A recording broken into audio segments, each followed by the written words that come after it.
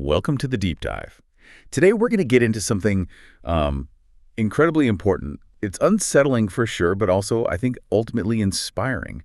We're looking at the life and death stakes of literature itself. That's a perfect way to put it. Our sources today are really powerful. They come directly from a book launch event in London, an extraordinary event, and they reveal the real human cost behind, every single line of poetry. Yeah, absolutely. We're exploring the anthology, Imprisoned Souls, poems of Uyghur prisoners in China. And you have to understand, this is so much more than just a book of poems you'd study in a class. Right. It is a collected, urgent act of defiance. It's a stand against a massive, systematic campaign of cultural erasure. And we're pulling our insights directly from the people who were there. The publisher, the editor, academics, activists. So our mission for this deep dive is to really explore what happens when language, when your culture, when your very identity becomes a crime. We're looking at a campaign where the simple act of writing a poem or publishing one, or even just teaching, works that express, cultural pride or love. Yeah. That can land you in a high-security prison for decades. And that extreme cost, that's the hook that grabs you immediately. The sources note that this book compiles the work of 25 poets. Many of them have simply vanished into the detention system. Vanish. Or they're serving these immense sentences. And the number that just stalks you in your tracks is, we're talking about poets sentenced to as long as 17.5 years. 17 and a half years. For their verses. Purely for their poetry. The book itself, and the event to launch it, it's really an act of memory preservation. It's for people whose, and this is the official phrase, current circumstances and whereabouts remain unknown. That phrase is just, Yeah. It's chilling. And that initial statistic, it's utterly devastating. It sets a really clear tone for how serious this is. The idea that a single poem, maybe decades old, about love or home, written in a classical style, can be retroactively declared evidence of separatism. That's the foundation of the whole system we need to unpack. It is. Okay, so let's start with the people who took the massive risk to even bring this book into the world, the publishers. I think we need to understand the long, dedicated journey that led them here. Yes, let's start there. The story of the publisher Murat Akijana and his work with the Eurasian Creative Guild and Hertfordshire Press. It's fascinating because it didn't start with political activism, not at all. It began with this profound feeling of cultural invisibility. And he pinpoints a specific moment, right? Back in October 2004. He does. He just arrived in the UK from Uzbekistan on a scholarship. And his focus was specifically publishing how to promote Central Asian books on a global stage. So his first assignment was pretty simple, on the surface. Right. Just go to London's biggest bookshops, places like Borders, and see what you can find. Report back on what books from Central Asia are actually available. And the result was not good. His words were very sad. He found 0 books. Not one. Not a single title from Central Asia on the commercial shelves. Just think about that for a second. The sheer emptiness of that. He's from Uzbekistan, near Samarkand, a city with, 3,500 years of cultural history. A place that was central to the Silk Road, to trade, to learning. And yet, in London, a city that prides itself on being this multicultural literary hub, there was just a complete void, a total blackout. It's one thing to be underrepresented, but to be completely absent. Exactly. He realized, you might find some ancient texts or maybe some Soviet-era publications in a place like the British Library, but those are filtered through a specific ideological lens.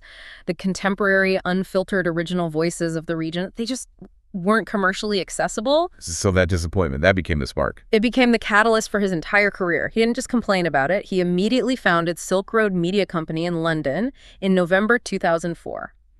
And that eventually grew into Hertfordshire Press. And the mission was clear from the start. Crystal clear. To champion Central Asian and Eurasian literature, to get those voices translated, both fiction and nonfiction, onto the world stage. And the numbers show just how dedicated they've been. Over 250 titles in 21 years. That's not a small operation. No, it's a serious, sustained commitment. Over 180 authors represented, more than 1 million copies in print. It proves they're in this for the long haul, dedicated to bridging that cultural gap he discovered back in 2004.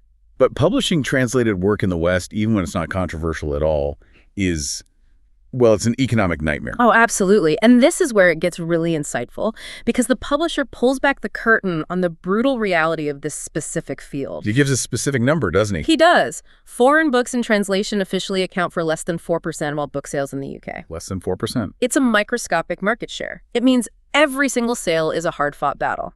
He even mentioned the irony that because of how the market is structured, they often sell more copies through Amazon in the US than they do through distributors in the UK. Wait, so the promotional model for this kind of literature has to be completely different. It sounds like you can't just rely on bookstores. You can't. It has to be a kind of guerrilla campaign. Okay. That tiny market share forces a strategy of relentless, tireless, ground-level promotion. The publisher described his life as basically constant travel. Yes. He was in London yesterday, heading to Scotland today, then back to Central Asia, then Japan, then the US. He operates on the principle that if he isn't physically there, telling the story of the book, explaining why it's important, it just disappears. So his job is less about logistics and more about being a cultural diplomat.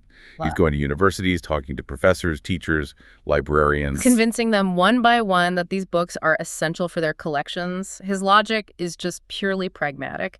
In the UK, there are 180,000 new titles published every year. So just putting a book out there and hoping for the best, it doesn't work. You need a professional, dedicated publisher providing that promotional muscle, the legal protection, and the legitimacy to get these marginalized voices in front of people who would otherwise never see them. And that dedication. That's why they were willing to take on a project as sensitive as Imprisoned Souls. Because they know from direct experience that one book can have this incredible ripple effect. A single book can literally change the fate of a town or a cultural institution, and he gives the perfect example of this. The Savitsky Museum. The Savitsky Museum example is maybe the most powerful testament to this idea of a book as a form of cultural, even humanitarian aid. And this museum is in Nukus, Karakalpakstan, which is, it's near the Aral Sea, right? A region hit hard by ecological disaster. Exactly. Often overlooked. The museum was founded by Igor Savitsky, and it houses the largest collection of Central Asian art. But the key thing is, around 2004-2005, it was in serious trouble. The sources say it was on the brink of being destroyed and closed. It was underfunded, struggling to maintain its collection. A vital piece of Central Asian history was about to be lost. Then the publisher was approached to release a biography of Savitsky. A relatively small volume, I understand. It was, but that biography had this immediate, completely unexpected global effect. It caught the eye of a prominent American director, Amanda Pope. And she partnered with Ben Kingsley, the actor, to make the documentary The Desert of Forbidden Arts, and it was hugely successful, won awards. That's an incredible chain reaction from a small translated book to an international film with a major movie star. But what was the actual on-the-ground impact? That's the real insight. Because of the film and all the attention the original book generated, the museum was saved. The local president allocated significant funding. They restored the main town square, renovated the whole area, built new hotels, restaurants. All to accommodate the tourism that came from the film, that came from the book. Exactly. A museum that was about to be destroyed becomes the crown jewel of tourism for the region. It's now attracting 15,000 foreign tourists every year. This isn't just about art preservation, it's economic revitalization, national pride, all sparked by a single book. So that connects the dots. The pragmatic reality of his job, the constant travel, the fight for that 4% market share, it's all tied to this potential for monumental positive change. It shows the power they bring to the table, and it explains why, even though he admitted being skeptical at first about taking on such a sensitive subject, their founding mission won out. They felt they had to partner with the editor of Imprisoned Souls. Which brings us right to him. The editor, Aziz Isa Elkun. He's the driving force, the soul of this whole project. He is. And his commitment, as a publisher said, is what convinced them to overcome their initial reservations. His motivation wasn't academic, was it? It was much more personal. Deeply personal and urgent. He said he became increasingly restless after learning about the mass detention, arrest, and disappearance of Uyghur poets.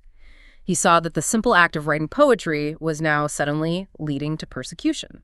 So he felt this moral obligation. An overwhelming need to bring these voices to the wider world. He knew that without some kind of intervention, their work would just be lost to the silence, their names forgotten inside the detention system. So in 2017, which is a really critical year, he begins this 5-year investigation. Yes, 2017 marks that dramatic escalation in the repression campaign, moving from targeted arrests to mass internment. And he described his work as a painstaking task of collecting these poems. And painstaking has to be an understatement, given the circumstances. I mean, how do you even gather material when there's an active information blackout? You're working against the state, against the clock. His process was, it was like being a detective, searching for published books that hadn't been confiscated yet, combing through old magazines, meticulously tracking down online sources, all while trying to piece together these fragmented stories and verify what was happening to the authors. And doing this from abroad, it comes with its own set of dangers, right? This idea of transnational repression. That's the exact term. He was working under enormous pressure and emotional struggle. He knew his work put him and anyone helping him at risk of retaliation from the Chinese government, even across international borders. The personal cost he describes, it's just heartbreaking. It really demonstrates the psychological warfare that's part of this.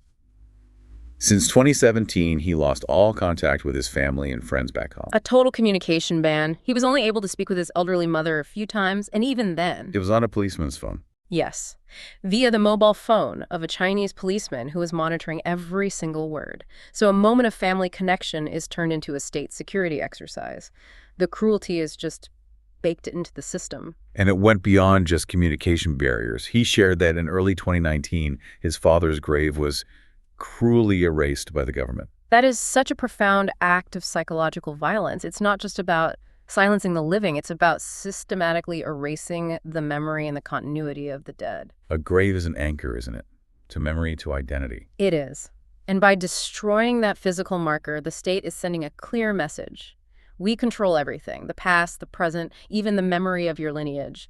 For the editor who says the knowledge that his poet friends are languishing in Chinese prisons has haunted me daily, this just compounds the trauma. So the anthology then becomes his counter-narrative, is his act of resistance. It is. He sees the book as an effort to capture the soul of the Uyghur people and to show their resolute struggle for survival to the English-speaking world. He's urging readers to witness what he calls the ongoing Uyghur genocide. He's not just looking for people to read the poems. He's demanding accountability. He is. He argues that these imprisoned poets and the thousands of others like them have to be freed. They've done nothing to deserve this suffering except express themselves through their art. But he also emphasizes the resilience in the work itself. He hopes the book conveys not just pain, but also hope and love and optimism. And we should also mention the network that supported him. He makes a point of thanking people who helped, people from Radio Free Asia, friends who shared information at great personal risk. This whole deep dive is only possible because people are risking their safety to make sure these voices are not silenced. That collaboration, it raises a much bigger question that we have to get into next. Yeah. Why poetry? Why are the poets, the academics, the intellectuals? Why are they the very first targets in this kind of campaign? And that takes us to Section 3, the symptomatic nature of this. The simple, chilling answer from the human rights activists at the event is that authoritarian regimes, they fear a lot of things, but they fear righteous language most of all. Because language, especially poetry, is what reasons cannot contain. Exactly. It operates on an emotional, a spiritual level. It preserves memory. It lets people imagine freedom in ways that are subtle, abstract. And ultimately, it defines the collective identity that the state is trying to stamp out. And there's a clear timeline for this targeting. It starts with the Strike Hard campaign in May 2014. Right. And Uyghur poets, writers, scholars, they were among the very first to be rounded up. We need to be clear about what that Strike Hard campaign actually was. It wasn't just, increased policing. Oh, not at all. It was framed as an anti-terrorism measure, but it quickly became this huge, sweeping campaign of mass surveillance and arbitrary detention.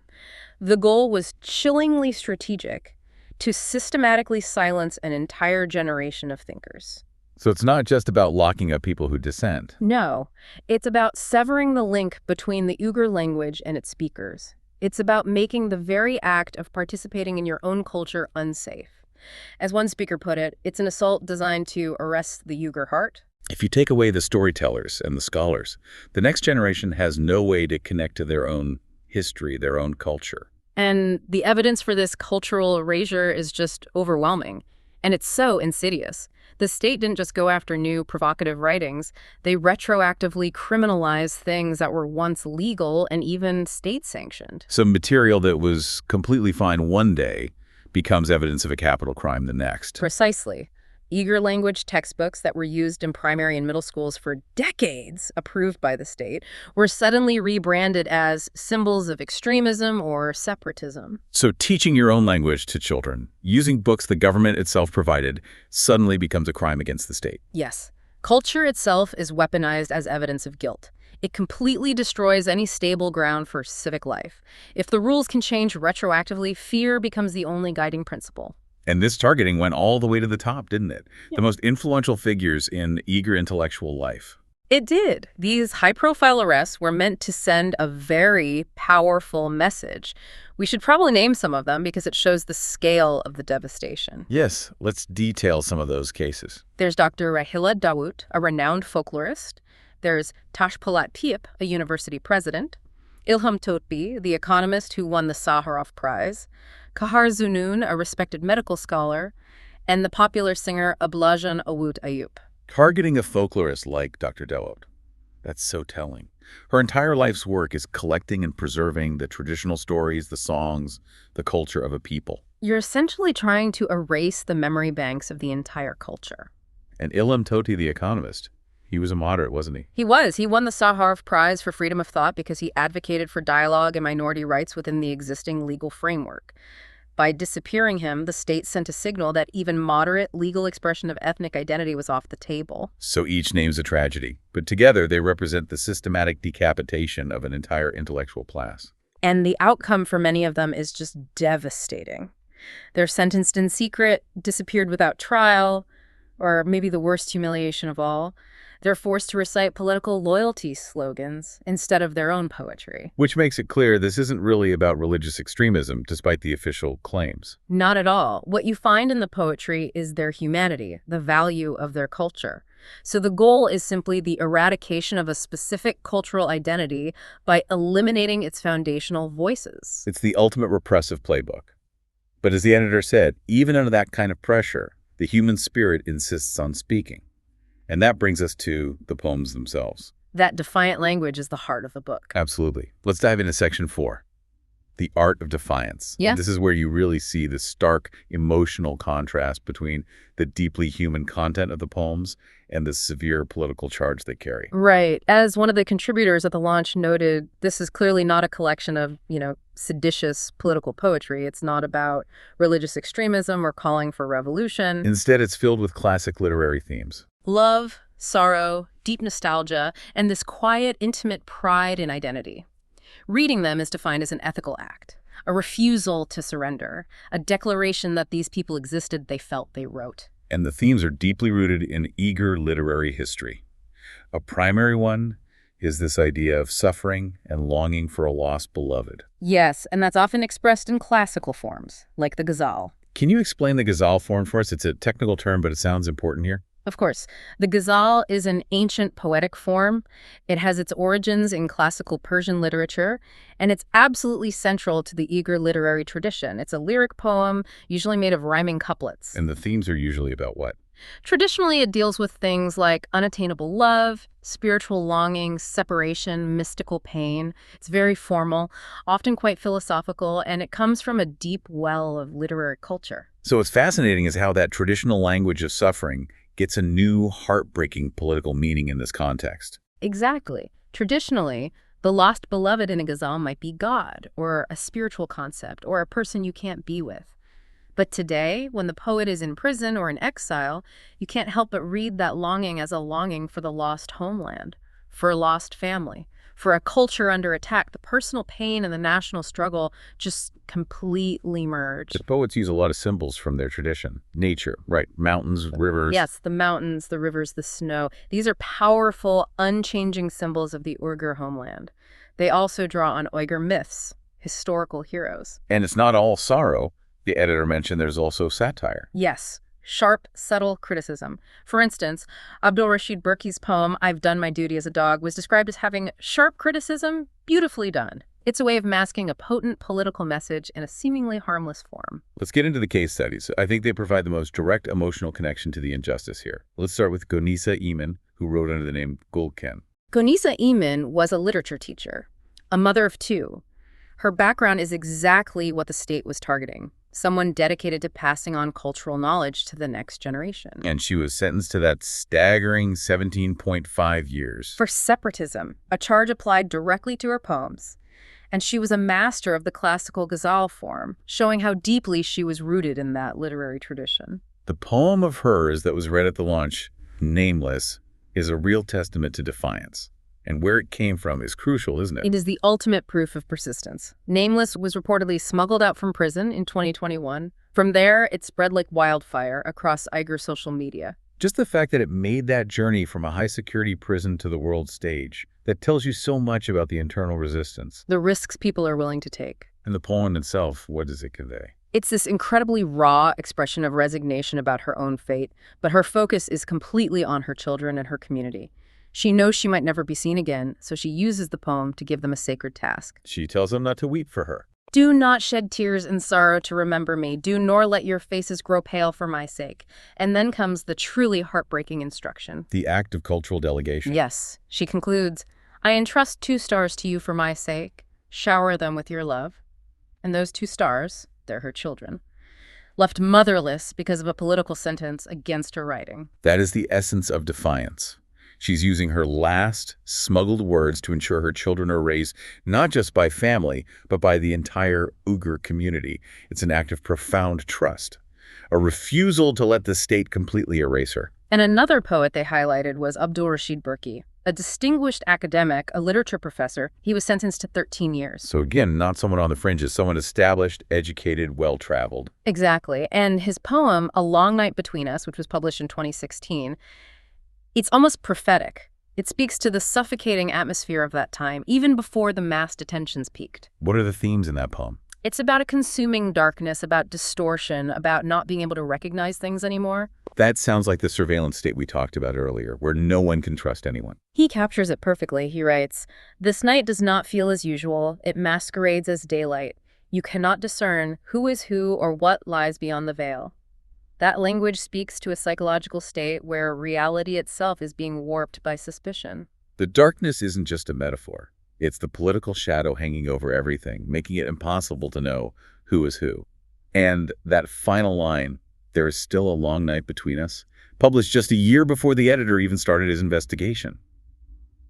It just encapsulates the profound uncertainty. All these poems, whether they're about love or the Tian Shan Mountains or the darkness of state control, they're all alive with feeling and craft and intelligence. They prove that the work sustains memory, it sustains language, and it sustains identity. And that is precisely why they are targeted. The verses are the cultural anchor the state is trying to cut loose. And that brings us perfectly to Section 5, the wider implications. This is about the act of publishing and reading this book, not just as a cultural event, but as an act of human rights activism. It's a defense of cultural memory. And reading and listening to these poems, it's framed as an ethical act, a refusal to surrender imagination and language, a conscious choice to reject silence as a form of complicity. The emotional weight of this was really underscored by the historical parallels one of the speakers drew at the launch, Dr. Jennifer Langer. Yes, her parents survived the Holocaust, and she drew this devastating connection between her own family's history and what's happening to these poets now. What was the connection? Her research into her lost family members often ended with these cold, bureaucratic reports that concluded, no trace of him or her was found. That profound void, that deliberate erasure, is mirrored today. In the language used to describe the poets in Imprisoned Souls. Exactly. That tragic final sentence attached to so many of the biographies. His or her current circumstances and whereabouts remain unknown. And that lack of knowledge, it's not an accident. It's a tool of repression. It's the primary mechanism. It's designed to erase the individual entirely, to make them administratively non-existent. The arrests happen in secret, often without known charges. So families have no recourse, no release date, no information. And it highlights the cruelty of targeting local, often unknown poets, people who were publishing legally until, as the source says, suddenly it was not legal anymore. But the very existence of this book, the conversation we're having right now, it defies that silence. And that brings us back to the smuggled poetry, back to Gonisa Imin's poem, Nameless. Because that poem proves the connections aren't totally severed. Exactly. The act of smuggling that poem out proves that the people who have been imprisoned, they are not lost. They are not erased at all. There are still channels of communication, however dangerous, between the imprisoned community and the community in exile. And there's another famous example of this, isn't there? The academic Abdurrahim Ibliz and his poem, I Have No Road. Yes, also known as Yanaram. Like, nameless, it was miraculously smuggled out of a prison, and it just took hold within the exile network. It became this incredibly powerful voice of resistance and longing for the diaspora. And how was it amplified? It was set to music. The song, based on his lyrics, became wildly popular, sung and listened to by countless people around the world. It's a modern anthem of resilience. And this leads to a critical feedback loop. A feedback loop, what do you mean? It proves that outside attention matters. The sources mention that the song based on Ibliz's lyrics was later banned in Xinjiang. Ah, so the state reacted. And that's the crucial evidence. The external attention, the activism, the sharing of this culture, it flows back into the Uyghur region and still matters. The state is clearly monitoring what the diaspora is doing and reacting to these cultural acts of resistance. So reading and promoting these poems isn't just symbolic. It's having a direct impact inside the repressive system, forcing the state to react. Precisely, which is why the publisher's focus on long-term promotion is so vital. This book launch wasn't the end. It was the beginning of what they see as a 3-year promotional campaign. They called the book a gift to humanity because they will learn something which very hidden from a public attention. They did. And they also acknowledged a harsh reality. The media's attention is focused elsewhere right now. The Middle East, Ukraine, and Western governments are often reluctant to confront China directly on human rights because of economic fears. So that geopolitical calculation creates another layer of silence. A dangerous one. That has to be countered by individuals. This is why bearing witness is no longer a passive act. It's a required intervention. And the beauty of it is its simplicity. The publisher described how you can engage. Right. It doesn't have to be a major protest. He said even if you don't buy the book, if you just take a picture of a poem, read it, forward it to someone, every like, every share, it multiplies the attention. It fights against that deliberate effort to keep this persecution hidden. The ultimate goal being to ensure that the memory of these poets and their culture survives the physical threat of being erased. A goal that requires a sustained commitment, driven by the belief that cultural survival is a form of humanitarian aid. So to recap this deep dive, we've really unpacked how one critical anthology, born out of 5 years of emotional labor and huge risk, exposes the systematic targeting of a whole cultural identity. We've explored the shocking fact that something as subtle as a traditional poem about love can be retroactively branded as evidence of separatism and get you a prison sentence of nearly 2 decades. And what becomes so clear is the vital existential role literature plays in preserving a people. Repressive regimes get it. They see that literature, even non-political poetry, is the foundational building block of identity. That's why the intellectuals, the poets, the folklorists, they are always the first targets. And crucially, we've seen that this cultural erasure is being actively and fiercely resisted, line by line. The smuggled poems, like Nameless, prove that the human spirit is not lost, and that external attention is not just noise. It flows back, it provides motivation, and it forces the state to react. And finally, the message from that launch event is a call for individual action. When media silence is created by geopolitics, the ethical act of reading and sharing and bearing witness, that becomes the ultimate form of solidarity. Which leaves us with a final provocative thought, and it comes directly from the publisher's determined pragmatism. He said very plainly, if the books will not be read, will not get reviews, will not be sold, this business will just stop existing and also will be less motivated. So if reading and sharing these poems is an ethical act of defiance, what other forms of seemingly small cultural engagement could provide similar protection and motivation for those facing this kind of repression? You know, buying an album from a marginalized artist, translating a traditional story, funding a small independent publisher, or just sharing a piece of history that's being systematically wiped away. How does choosing to support the artist become, perhaps, the most powerful and sustainable form of humanitarian aid? Something for you to consider. Indeed. Thank you for joining us for this deep dive.